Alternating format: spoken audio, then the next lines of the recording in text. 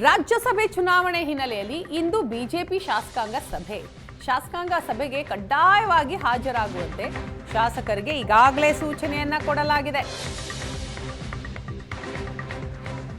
ರಾಜ್ಯಸಭೆ ಚುನಾವಣೆ ಹಿನ್ನೆಲೆ ಇಂದು ಬಿಜೆಪಿ ಶಾಸಕಾಂಗ ಸಭೆ. ಈ ಸಭೆಗೆ ಕಡ್ಡಾಯವಾಗಿ ಎಲ್ಲರೂ ಹಾಜರಿರಬೇಕು ಅಂತ ಶಾಸಕರಿಗೆ ಈಗಾಗಲೇ ಸೂಚನೆ ಹೋಗಿದೆ. ಇಂದು ಸಂಜೆ ಖಾಸಗಿ ಹೋಟೆಲ್ನಲ್ಲಿ ನಡೆಯಲಿರುವಂತಹ ಶಾಸಕಾಂಗ ಸಭೆ. ರಾಜ್ಯಸಭಾ ಚುನಾವಣೆಗೆ ಕೇಸರಿ ಪಡೆಗೆ ಟ್ರೈನಿಂಗ್. ಇಂದು ನಡೆಯುವ ಬಿಜೆಪಿ ಶಾಸಕಾಂಗ ಸಭೆಯಲ್ಲಿ ಹಾಗಾದ್ರೆ ಏನಾಗಲಿದೆ? ಬಿಜೆಪಿ ನಾಯಕರಿಂದ ರಾಜ್ಯಸಭೆ ಎಲೆಕ್ಷನ್ಗೆ ಯಾಕೆ ಇಷ್ಟು ತಯಾರಿ? ಬಹಳ ಪ್ರಮುಖವಾದಂತಹ ಪ್ರಶ್ನೆ ಇದು.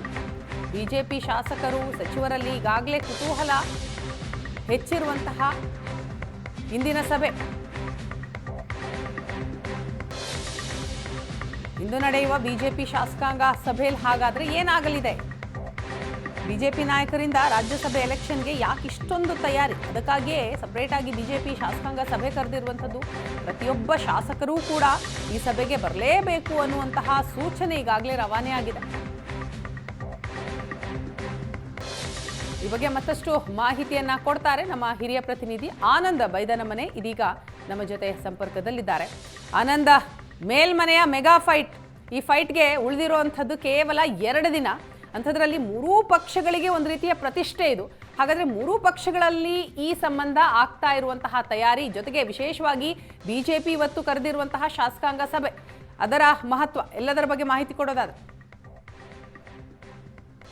ನಾಡಿದ್ದು ರಾಜ್ಯಸಭೆಯ ಚುನಾವಣೆ ನಡೀತಾ ಇರ್ತಕ್ಕಂಥದ್ದು. ವಿಧಾನಸಭೆಯಿಂದ 4 ಸ್ಥಾನಗಳಿಗೆ ಚುನಾವಣೆ ನಿಗದಿಯಾಗಿರುವಂತ ಹಿನ್ನೆಲೆಯಲ್ಲಿ ಮತ್ತು ಅಂದ್ರೆ 3ನೇ ಅಭ್ಯರ್ಥಿಗಳು ಕೂಡ ಸಹಜವಾಗಿ ಕಾಂಗ್ರೆಸ್ ಮತ್ತು ಬಿಜೆಪಿಯಿಂದ ಕಣಕ್ಕಿಳಿದಿರ್ತಕ್ಕಂಥ ಹಿನ್ನೆಲೆಯಲ್ಲಿ ಸಹಜವಾಗಿ ಈ ಚುನಾವಣೆ ಅತ್ಯಂತ ಮಹತ್ವವನ್ನು ಪಡೆದುಕೊಂಡಿದೆ.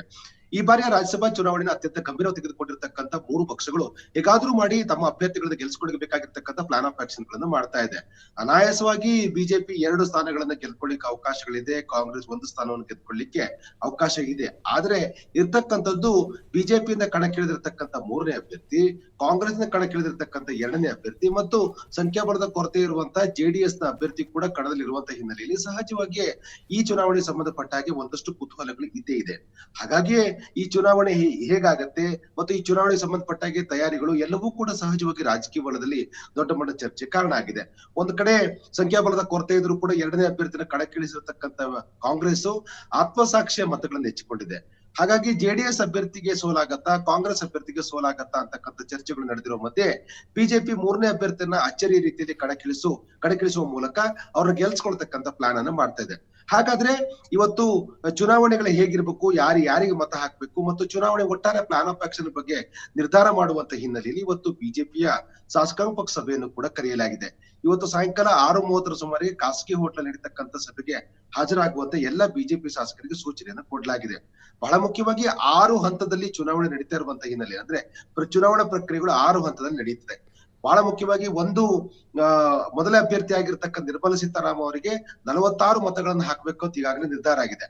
ಹಾಗಾದ್ರೆ ಆ 46 ಮತಗಳು ಹಾಕ್ತಕ್ಕಂಥ ಶಾಸಕರು ಯಾರು ಅಂತಕ್ಕಂಥ ಸೂಕ್ತವಾಗಿರ್ತಕ್ಕಂಥ ಸಲಹೆಗಳು ಕೊಡ್ತಕ್ಕಂಥದ್ದು. 2ನೇ ಹಂತದಲ್ಲಿ ಜಗ್ಗೇಶ್ ಅವರು 2ನೇ ಅಭ್ಯರ್ಥಿ ಆಗಿರುವಂತ ಕಾರಣಕ್ಕಾಗಿ ಅವರಿಗೆ 45 ಮತಗಳನ್ನ ಹಾಕ್ಬೇಕು ಅಂತ ಹೇಳಿ ನಿರ್ಧಾರವನ್ನು ಮಾಡಲಿದೆ. ಅವರಿಗೆ ಬೇಕಾಗಿರ್ತಕ್ಕಂಥ 45 ಮತಗಳ ಶಾಸಕರ ಪಟ್ಟಿಯನ್ನು ಕೂಡ ಸಿದ್ಧಪಡಿಸಲಾಗುತ್ತೆ. ಇನ್ನೊಂದು ಕಡೆ ಲೆಹರ್ ಸಿಂಗ್ ಅವರಿಗೆ 31 ಮೊದಲ ಪ್ರಾಸದ ಮತಗಳು ಮತ್ತು ಹೆಚ್ಚುವರಿಯಾಗಿ 91 2ನೇ ಪ್ರಾಸದ ಮತಗಳನ್ನು ಹಾಕ್ಬೇಕು ಅಂತ ನಿರ್ಧಾರ ಮಾಡಲಾಗಿದೆ.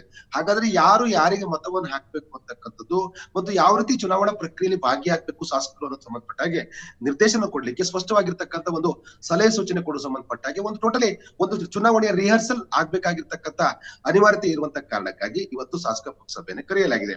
ಇವತ್ತಿನ ಸಭೆಯಲ್ಲಿ ಶಾಸಕರಿಗೆ ಸೂಕ್ತವಾಗಿರ್ತಕ್ಕಂಥ ವೋಟಿಂಗ್ ಬಹಳ ಪ್ರಮುಖವಾಗಿ ಇಲ್ಲಿ ಯಾವುದೇ ಕಾರಣಕ್ಕೂ ಒಂದೇ ಒಂದು ಮತವೂ ಕೂಡ ಲೋಪ ಆಗದ ಹಾಗೆ ವೋಟಿಂಗ್ ಮಾಡಬೇಕಾಗಿರುವಂತ ಕಾರಣಕ್ಕಾಗಿ ಆ ಒಂದು ವೋಟಿಂಗ್ ಪ್ರಕ್ರಿಯೆ ಬಗ್ಗೆ ತಿಳುವಳಿಕೆ ನೀಡುವಂತ ಹಿನ್ನೆಲೆಯಲ್ಲಿ ಇವತ್ತು ಶಾಸಕ ಪಕ್ಷ ಸಭೆಯನ್ನು ಕರೆಯಲಾಗಿದೆ.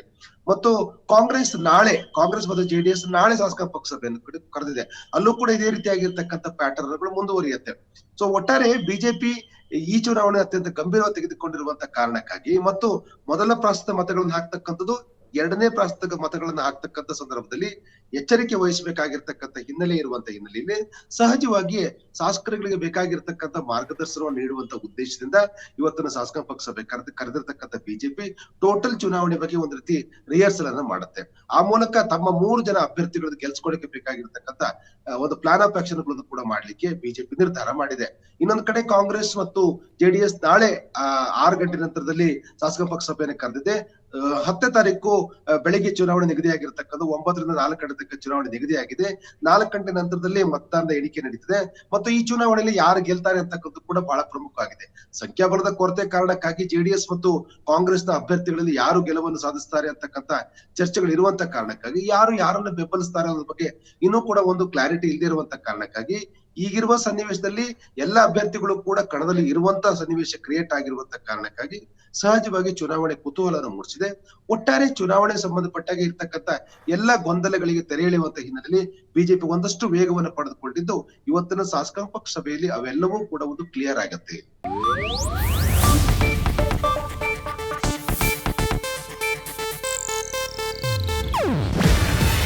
ಇದು ಏಷ್ಯಾನೆಟ್ ನ್ಯೂಸ್ ನೆಟ್ವರ್ಕ್ ಪ್ರಸ್ತುತಿ. ನೀವು ನೋಡ್ತಿದ್ದೀರಾ ಏಷ್ಯಾನೆಟ್ ಸುವರ್ಣ ನ್ಯೂಸ್.